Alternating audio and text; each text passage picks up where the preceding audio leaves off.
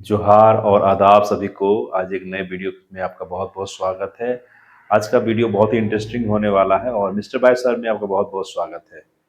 देखिए, आज का जो वीडियो है बहुत ही बर्निंग इशू है, खासकर इंसुलिन के बारे में। इंसुलिन है क्या, इंसुलिन कहाँ बनता है, इंसुलिन का सिक्रेशन कहाँ से होता है, what is the function of insulin, इस सब के बारे में डिस्कस करेंगे ना। What is the structure of the insulin. Insulin एक प्रकार का हार्मोन है और ये एक प्रकार का हार्मोन के साथ साथ एक प्रकार का क्या है, ये प्रोटीन है जो रिस्पॉन्सिबल है हमारे ब्लड में जो ग्लूकोज की मात्रा है उसको मेंटेन करता है, उसको रेगुलेट करता है, हर एक बॉडी तक पहुंचाता है, हर एक बॉडी के पार्ट्स एंड थिंग्स टिश्यू तक पहुंचा देता है, क्योंकि ग्लूकोज का होना बहुत ज़रूरी है। इससे हर एक टिश्यू, हर एक सेल्स को ऑक्सीडेशन ऑफ फूड टूटेगा, ग्लूकोज बनेगा, ग्लूकोज से उसको क्या फिर बनेगा, एनर्जी मिलेगा। बहुत सारी चीज़ें इंपॉर्टेंट हो जाती है इंसुलिन के बारे में। तो सबसे पहले आइए जानते हैं थोड़ा सा इंसुलिन क्या है। इंसुलिन एक्चुअली हार्मोन है। हार्मोन का मतलब ही होता है, ग्रीक वर्ड है एक्साइट करना, कोई चीज़ को बढ़ाना, ठीक है, या घटाना, एक्साइट करेगा उसको। प्रोटीन है, ये स्मॉल प्रोटीन है और जो ये कहाँ से निकलता है, कहाँ से सीक्रेट होता है, पेंक्रियास, जिसको बोलते हैं अग्नाशय। और और पेंक्रियास के अंदर भी बहुत प्रकार के सेल्स पाए जाते हैं, जैसे alpha cell, beta cell, gamma cell, delta cell, F cell, इन 5 प्रकार के सेल। उसमें भी पेंक्रियाज के बीटा सेल से, बीटा सेल में आइलेट्स ऑफ लैंगरहैंस होते हैं, वहां से सिक्रीट होता है क्या, इंसुलिन। क्या सिक्रीट होता है, इंसुलिन सिक्रीट होता है।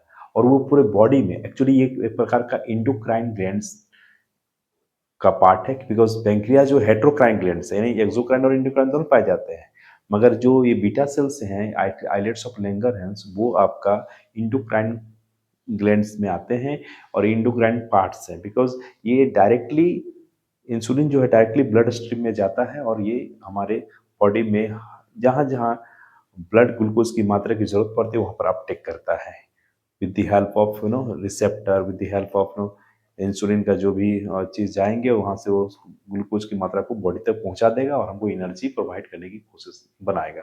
एक्चुअली ये केवल ब्लड ग्लूकोज मात्रा को, जो ग्लूकोज लेवल है ब्लड में, उसी को रेगुलेट नहीं करता है, बल्कि ये प्रोटीन सिंथेसिस में भी हेल्प करता है, फैट्स के सिंथेसिस में भी हेल्प करता है, इंक्रीज करता है और रिड्यूस करता है कि फैट्स ना टूटे, लिपिड्स जो है ना टूटे, प्रोटीन ना टूटे, मतलब ना ब्रेक डाउन हो।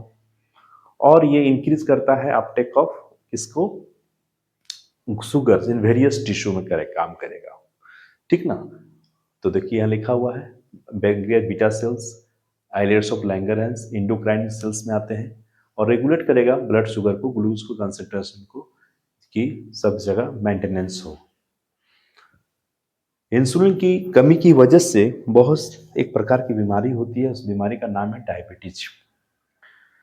डायबिटीज जिसको हम लोग अपनी आम भाषा में शुगर की बीमारी बोलते हैं, चीनी की बीमारी बोलते हैं या मधुमेह बोलते हैं।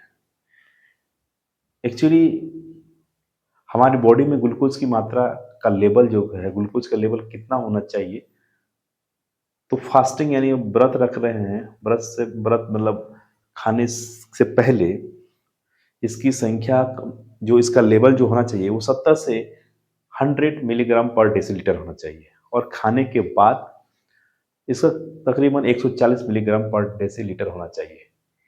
ये एज पर भी फर्क रखता है, जो उम्र है, उम्र का तकाजा को ध्यान में रखते हुए ये काम करता है। अगर ये फास्टिंग में अगर 126 से 27 पाया जाए तो इसको हम लोग हाइयर बोलते हैं, ये यानी डायबिटीज की ओर जा रहा है या हो गया है। अगर ये 300 से 1200 ग्राम पर 100 ml में पाया जाए, ब्लड में पाया जाए, तो इसको हम लोग क्या बोलते हैं, ये हाइयर हो गया है, इसकी संख्या ज्यादा हो गई है, लेवल ज्यादा हो गया है। तो मधुमेह जो होते हैं वो 2 टाइप के होते हैं। कौन कौन भाई, एक तो टाइप 1, एक तो टाइप 2। टाइप 1 को क्या कहते हैं, यानी 40 ईयर्स से पहले यानी जुवेनाइल स्टेज को हम लोग क्या कहते हैं, जुवेनाइल को, यानी 40, किसी का उम्र 40 से पहले हो उसको हम लोग क्या कहते हैं, juvenile diabetes, juvenile juvenile diabetes बोलते हैं। इसी का दूसरा नाम है टाइप 1 बोलते हैं। टाइप 1 मतलब आईडीडीएम, आईडीडीएम का मतलब होता है इंसुलिन डिपेंडेंट डायबिटीज मेलाइटिस, ठीक है ना, इंसुलिन डिपेंडेंट डायबिटीज मेलाइटिस। जो क्या है इसके बारे में थोड़ा जान लेते हैं। आईडीडीए क्या है? इंसुलिन डिपेंडेंट डायबिटीज मेलाइटिस का मतलब होता है कि बीटा सेल से इंसुलिन का सिक्रेशन नहीं होता है। बीटा सेल से क्या नहीं होगा? इंसुलिन का सिक्रेशन नहीं होगा। उसको हम लोग बोलते हैं I D D M, insulin diabetes, insulin dependent diabetes mellitus. दूसरा टाइप 2, थोड़ा सा इधर भी आ जाइए, इस जगह पे थोड़ा सा फोकस कीजिएगा।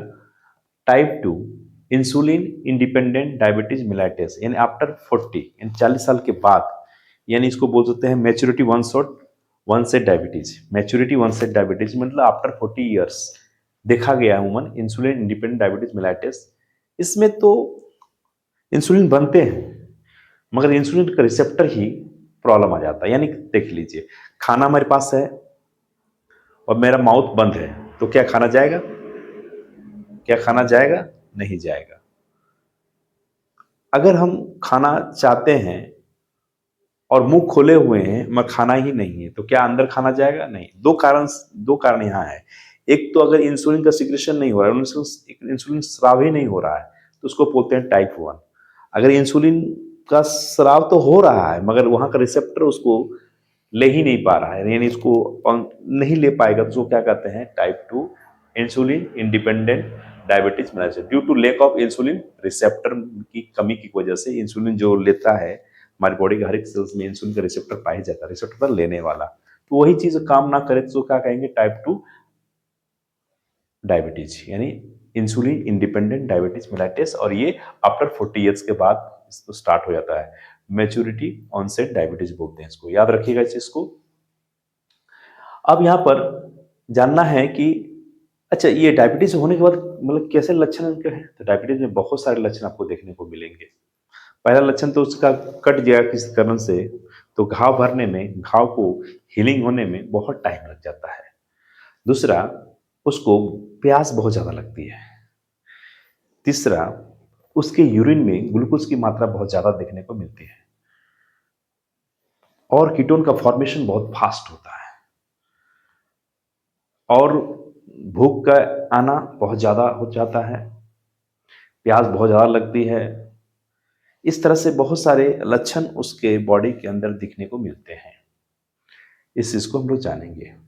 स्ट्रक्चर ऑफ इंसुलिन में, इंसुलिन जो है प्रकार का हमने बोल दिया कि प्रोटीन है, और प्रोटीन जो बना होता है एमिनो एसिड का, और बहुत सारे एमिनो एसिड को मिलाएंगे तो पेप्टाइड का फॉर्मेशन होता है, यानी दो एमिनो एसिड को मिलाएंगे और उससे ज्यादा मिलाएंगे तो पॉलीपेप्टाइड बोलते हैं। यानी ये कुल मिलाकर पॉलीपेप्टाइड चेन का बना होता है। इसके अंदर 3 प्रकार के चेन पाए जाते हैं, बता रहे हैं, थोड़ा ध्यान दीजिएगा। ए, बी और सी। ए चेन में 21 एमिनो एसिड होते हैं। ए चेन में ध्यान दीजिएगा, ए चेन में 21 एमिनो एसिड होते हैं। बी चेन में 30 एमिनो एसिड होते हैं और सी चेन में 33 एमिनो एसिड होते हैं। ये किसकी बात हो रही है? प्री प्रो इंसुलिन, यानी इंसुलिन बन रहा है उस समय, एक्चुअली उस समय एन टर्मिनल, सी टर्मिनल, यानी जो एमिनो एसिड का होता है वो एक प्रकार का प्री प्रो इंसुलिन कहा जाता है, जो भी फोल्डिंग नहीं किया है। जब ये फोल्ड करेगा तो ये जो फोल्डिंग अपने आप होता है, और ये सी चेन जो है आगे जाकर, यानी अगर ये फोल्ड कर गया, जब फोल्ड नहीं किया था उसको क्या कहते थे हम लोग? Pre pro insulin. जब फोल्डिंग स्पॉन्टेनियसली तो इसको कहते हैं हम लोग प्रो इंसुलिन। जब C chain with the help of enzyme, proteolytic enzyme, carboxypeptidase, endopeptidase, exopeptidase की वजह से ये सी चेन कट हो जाता है, तो जाकर इस जगह पर थोड़ा फोकस कीजिएगा, मेच्योर इंसुलिन बन जाता है। मेच्योर इंसुलिन बन जाता है। तो मैच्योर इंसुलिन में दो ही चेन पाए जाएंगे, एक आपका ए चेन, दूसरा बी चेन। तो ये हो गया बी चेन और ये बी चेन है और ये ए चेन है, ये देखिए ए चेन है।